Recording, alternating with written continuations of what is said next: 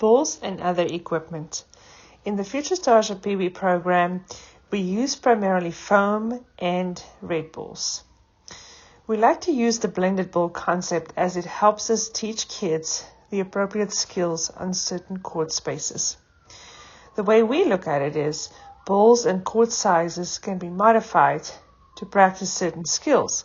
For example, we can speed the game up, we can slow the game down, we make the ball bounce higher or bounce lower. Throwdown lines. We use throwdown lines to mark areas of the court, to define court dimensions, use them as anchor points. For example, we have kids stand behind the line so they know that this is their starting point. They will obviously be running to the ball and then come back behind the line, which is their home base. This was essentially their recovery spot. Even though we have regular tennis lines, we use these as markers for kids.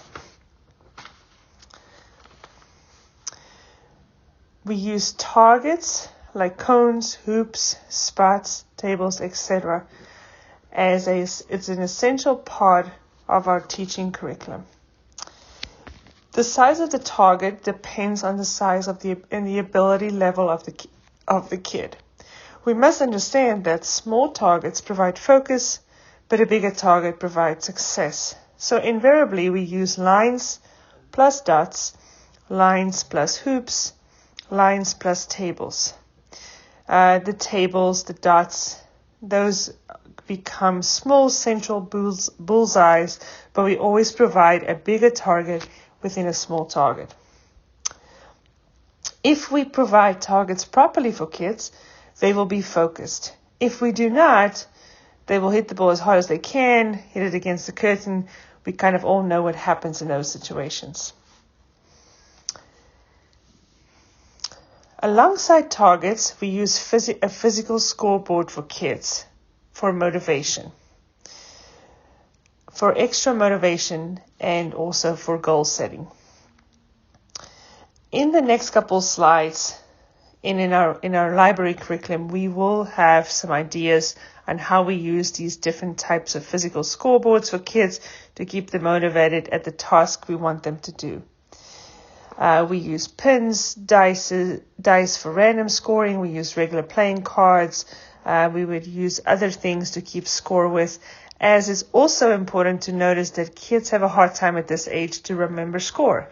They forget to remember numbers.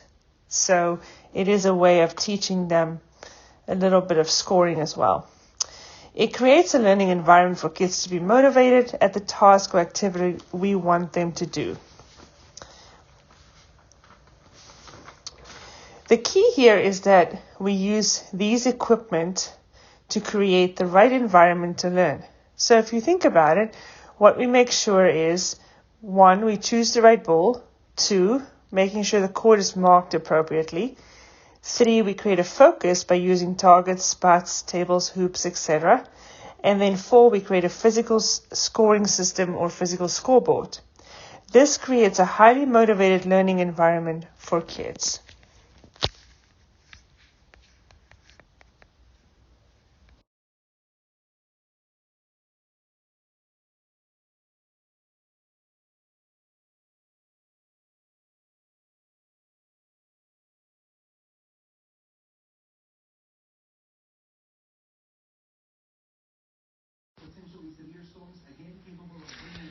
Our program mission. In our program for kids ages 8 and younger, our program mission is that we are very serious about tennis, but we're also serious about kids.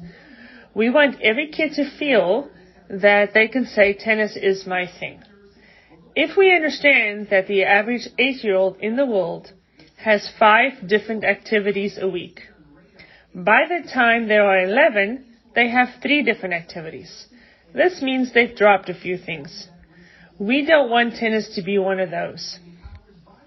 We want kids to connect to the sport or the game as quickly as possible and teach them all the aspects of becoming a competent and confident young athlete and tennis player. Through tennis, we like to teach different behaviors and life skills.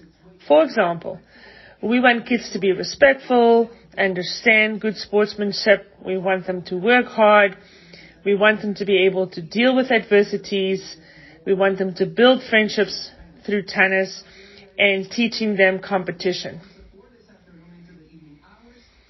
This sums up our program mission for kids 8 and younger.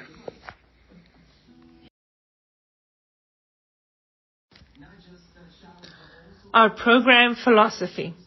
80% of what we do is partner-based activities. The reason for this is it's important that it paints a picture of what playing tennis should look like. There's always somebody on the other side. It works on sending and receiving skills, which is an important, essential part of playing tennis. Create situations and teach relevant technique based on their needs. We like to teach the technique within the context of the skill or task that we are trying to work on. This creates a sense of purpose and makes kids understand why they're learning these technique or skills. Where, from, to, and how, as we discussed in the equipment setup. This is important to set up your activity or drill well and to be clear and concise of what you want the kids to do. Create challenge and reward systems to enforce behaviors.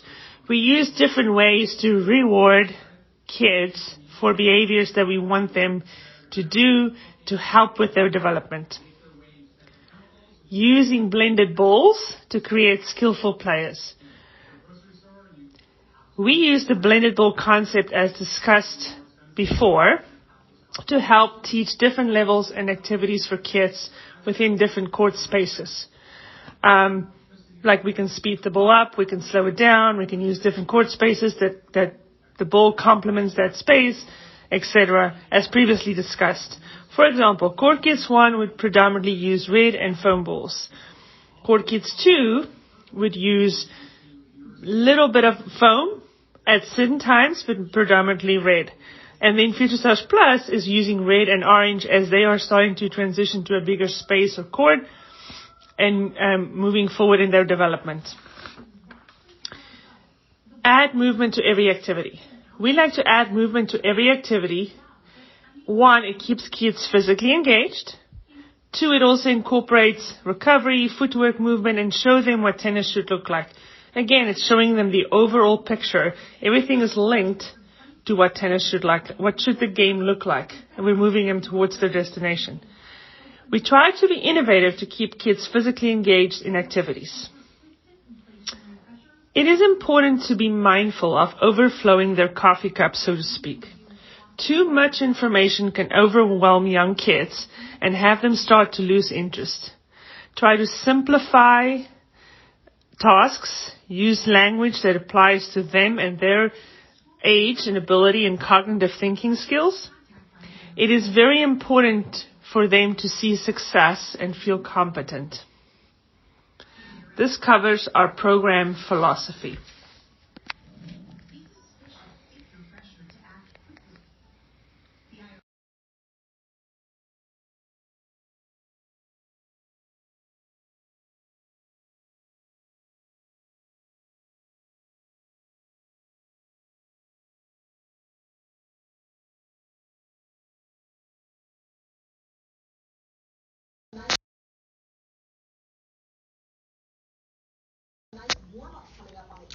Your coaching skills. Communication is a big part of working with young kids. And what you say to kids are really important. They will take most things very literal at this age. So be careful what you say. They might not get your sarcasm. They might not get your jokes. You have to learn to speak their language and get in their world. How you say it to kids. Loud is not always better. Softening or lowering your voice can bring kids closer to you. It makes them actually listen to you in a group if you want to get their attention. They are very used to people yelling at them, so they might tune you out. Listening skills. This is a really, really key part of building a relationship with young kids. Kids rarely speak without wanting to communicate something to us, or getting their point across. Generally, they're not like us, who likes their own voices. I think it's really important that when they say something, that we ask ourselves, why did they say that? What did they mean? What response are they really looking for? A big part of kids is building a relationship. They need to want to listen to you. If you have a positive response to their listening skills, they will actually engage with you more, and your role of a coach will become a lot easier. Engagement. During the lesson, making sure each kid feel like they're getting your attention. Think of it as everybody getting a little individual lessons. With the partner-based activity concept, it allows a coach to walk around and actually pay attention to kids and be more engaging. This is a really key part for group dynamics. Organization. Very important to set up the court correctly, just like we discussed in the equipment section. Important for kids to know where to stand, where to go, where to be. We take it for granted because we've been on a tennis court our whole life and so many times. But for young kids, they're learning these things. They're learning the lines, they're learning the spaces. We have to guide them and be clear about it. Your communication skills are going to aid this organizational stuff. If you are clear and concise, then kids will understand what they need to do, and they will do that. If you talk too long and you don't do, for example, the rule, which is for a group of kids, you should be speaking 20 seconds, 10 words or less, because if you go any longer, you've lost them. Once you lose them and they're confused, they're not going to be doing what you want them to do. They start acting out, and their messages might be crossed. They got different messages. And then you have to explain the whole thing over again. Really important to be clear and concise and not to talk too long. Demonstration. Very important, as kids are very visual learners. Making sure that the demonstration is built to their level. The level of demonstration needs to be exactly what you want the kid to do, how you want it to look, what the expectation is. You need to make sure that this part is done well. This is really a key part. Do not rush this piece. Make sure the kids are seeing what you want them to do. You can let them ask a few questions about it, and then let them go and do the activity. Timing and structure of lessons. You need to learn how to manage 60 minutes or some lessons 120 minutes. There will be more detail. We will go over more detail with the lesson plan structure and the layout, but it's really important to managing the timing and the structure of lessons and managing your time. Feedback. Very important to do positive reinforcement with young kids, telling them what you want them to do and not what you not want them to do. Remember, it's a two-way communication. A lot of times we like to tell kids what to do, but we need to bridge that, keeping them in the conversation. Let them ask questions.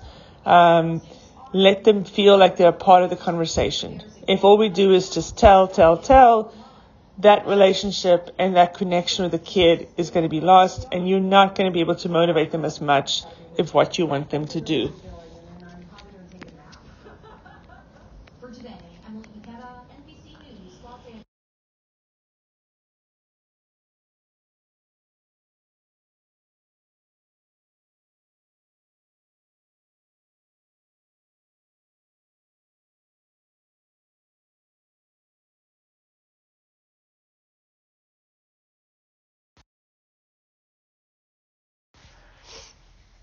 In this slide, we're going to look at how to choose your lesson content.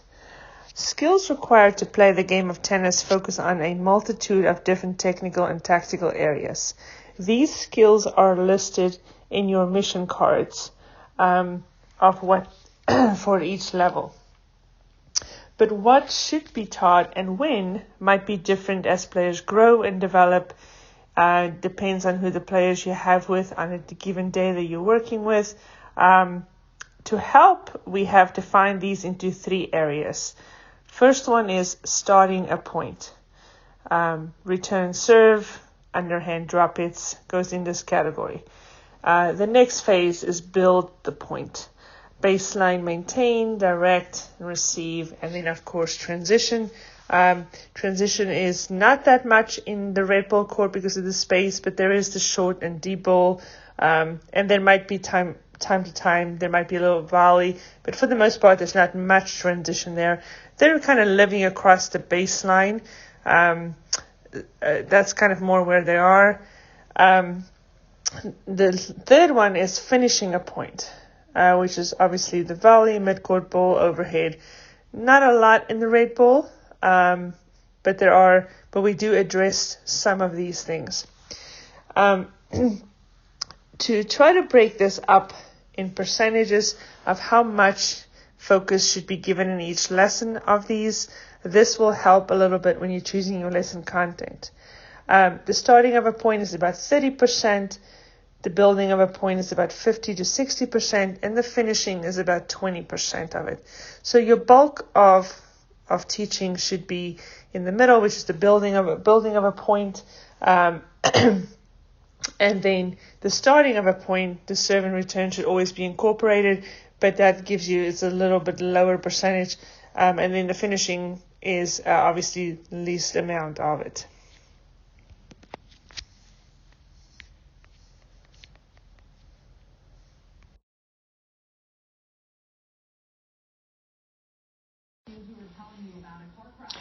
A little bit more about our Core Kids 1 program for kids ages 4 to 5.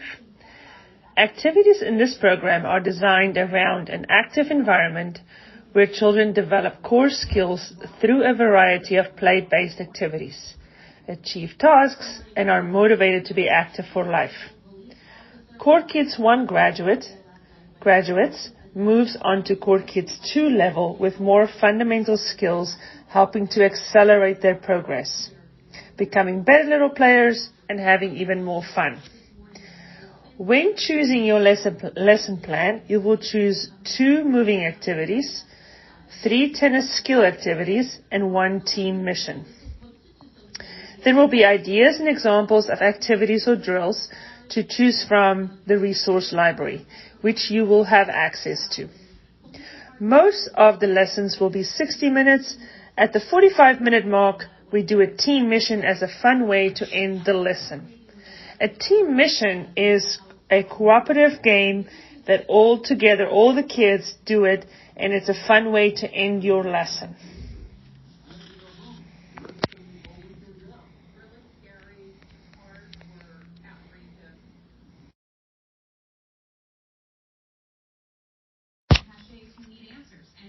Our program pathway. Here is a quick overview on understanding our program pathway. Kids can obviously move vertically from one program to the next. For example, Core Kids 1 will go to Core Kids 2 and up to the Ultimate Tennis program.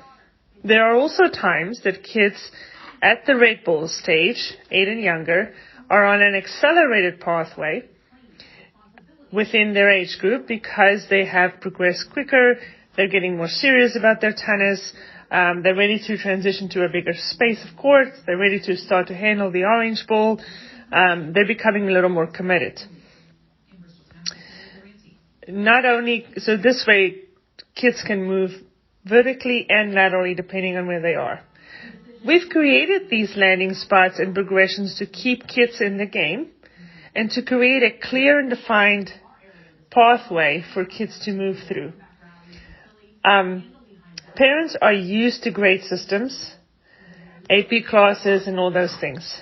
We do, however, have to caution that if we move kids too quickly or sometimes not move them at all, we can lose them to the sport of tennis. At the end of the day, our main mission, as stated before, is to keep kids playing and enjoying the sport of a lifetime. Our goal is to develop and have them grow, but at the end of the day, our goal is to really make kids like tennis and have them play for a lifetime.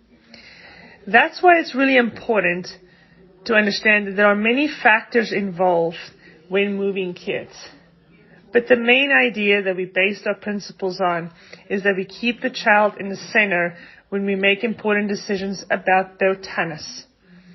And some of these elements that we have around the child that we decide that to make some decisions are based on their skill, technical and tactical skills and development, also how serious they are about tennis. The social element is a big element. Parents are an element. And competition. Are they ready for competition? Where are they in their competition phase? All these elements are part of making these decisions. And we have to keep the big picture in mind as, again, our main mission is to keep kids enjoying and playing the sport of a lifetime. This concludes a little bit about our program pathway.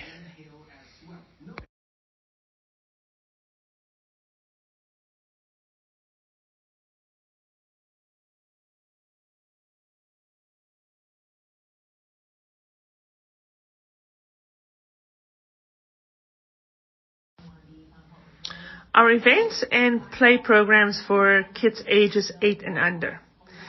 It is very important for us to link competition for kids. Teaching tennis without competition or playing the game is like learning a language you're never going to speak. So let's go over real quick what that looks like and the examples of what we currently do. Currently we link and incorporate competition for our 8 and under program in the following ways. On the last day of a session, we do what's called Olympics. This is a celebration of the end of the session. Kids get to showcase their skills. They get placed into teams for countries. It's a great way of ending the session on a high note. We will go more in depth on this, on how this is run and the outline for running the Olympics at the end of a session. Then we have World Tour holiday events, special events for mostly Court Kids 2 and Future Stars Plus. Sometimes Court Kids 1, but most of the time it's for those two age groups. Then we offer team challenges, which is done within each session for Court Kids 2. This is their form of competition. It's mostly pre-rally skills. They start to play, but it's not anything as a formal match, and there's not emphasis on winning or losing. There is an outline on how this is run and also the dates on these on our calendar. Future Stars Plus has an instructional play program. We use different basic competition formats, and they start to learn to play points, start a point, playing the point out, scoring, a little bit of winning and losing, how to win and lose a point, but not overemphasizing that as their age, but they are getting a little bit better at understanding how a point works. Those are run within the session, and those are also offered in the 6 weeks or 7 week session. This gives you a little bit of an overview on what our competitions look like.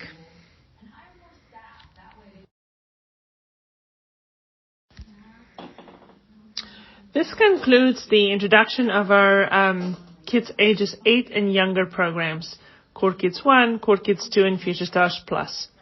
We hope that gives you an overview of our program, our mission, philosophy, how activities are set up, use and setup of equipment, understanding young kids, etc. You will have access to our activity and drill library for helping with to get ideas of drills for your lessons. In addition to the curriculum, we feel that it is very important to understand and be able to connect with the kids in front of you.